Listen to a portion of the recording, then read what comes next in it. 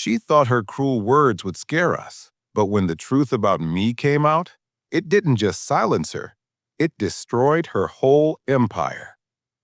Karen was never satisfied with controlling the neighborhood. She wanted control over people's lives. When she saw my disabled wife sitting on our porch one evening, Karen marched up with that clipboard clutched in her hands like it was a weapon. "You don't belong here," she hissed. "In fact, people like you should face the death penalty for being a burden to society." Her words froze the air. My wife's eyes watered, but not from fear. She had endured bullies before.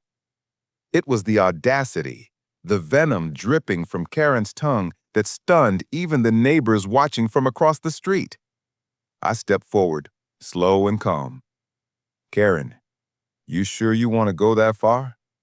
She smirked. "Oh, I'll take this to court if I have to. I know people. You and your wife won't last here." That was her mistake. She thought I was just another homeowner. She didn't know the courtroom she threatened me with was the very one where I had stood hundreds of times, because I am a federal judge.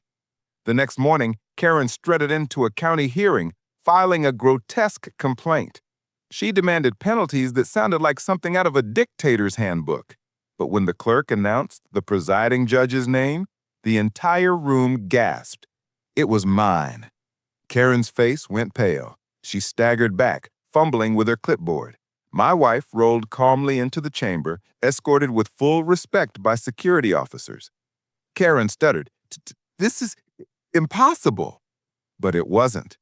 Every insult, every harassment, every unlawful demand she had made was already documented. Every witness from our neighborhood stood ready to testify. Instead of punishing my wife, the law turned its full weight on Karen. Fraud, harassment, hate crimes, the charges stacked higher than she could count. By the time the gavel fell, Karen wasn't standing tall anymore. She was trembling, collapsing into the chair meant for defendants, realizing she had just destroyed herself. As I looked at her one last time, I said, "Justice doesn't bend to tyrants, Karen. It never will." And that day, everyone in the neighborhood finally saw the truth. Power doesn't come from a clipboard. It comes from justice. I am Liam, and trust me, the next HOA story is even worse. Subscribe now.